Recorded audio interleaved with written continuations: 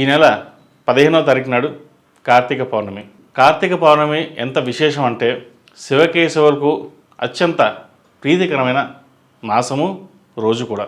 ఆ రోజు నాడు 365 ఒత్తులు, ఇంట్లో నలుగురు ఉంటే 365 ఒత్తులు, అలాగా లేదా 1,00,000 ఒత్తులు, 1,00,00,000 ఒత్తులు మనకు తోచినది ప్రాతకాలం ఉదయమే 6 లోపు కుదిరితే గుళ్ళో లేదా మన ఇంట్లోనే తులసి మొక్క దగ్గర వెలిగించడం వల్ల పుత్ర పౌత్రాభివృద్ధి, అలాగే భార్యాభర్త మధ్య అన్యోన్యత, వ్యాపారంలో అభివృద్ధి, చదువులో ఆటంకాలు లేకుండా ఉండడం, ఇవన్నీ జరుగుతాయా అని కాదు, మనస్సంకల్పం అనేది చాలా ఇంపార్టెంట్.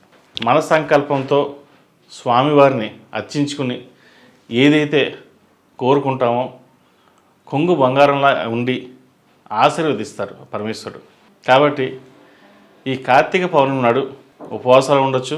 సాయంత్రం పూట గుడికి వెళ్ళి దీపారాధన చేయడం లేదా ఇంట్లోనే దీపారాధన చేసుకోవడం, మనకి ఎలా తోచితే అలాగా.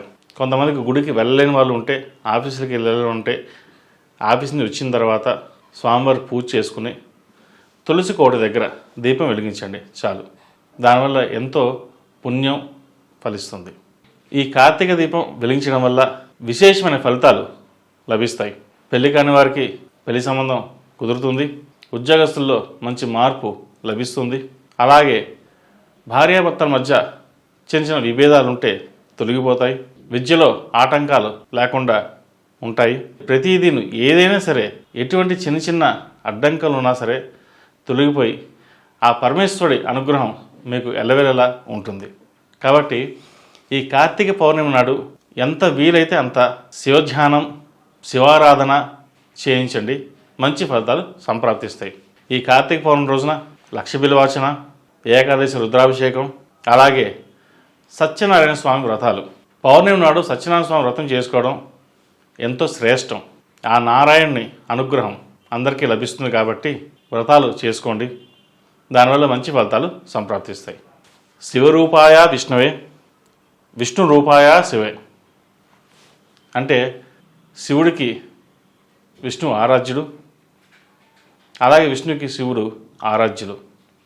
కాబట్టి శివకేశవులు ఇద్దరూ ఒకటే. ఓం నమః శివాయ, ఓం నమో నారాయణాయ. ఏ మంత్రం జపించినా ఆ హరిహరుల అనుగ్రహం మనకు ఎప్పుడు కలుగుతుందని మన విశ్వాసం, నమ్మకం. సర్వే జనా సుఖినో భవంతు, లోక సమస్త సుఖినో భవంతు. ఓం శాంతి శాంతి శాంతి.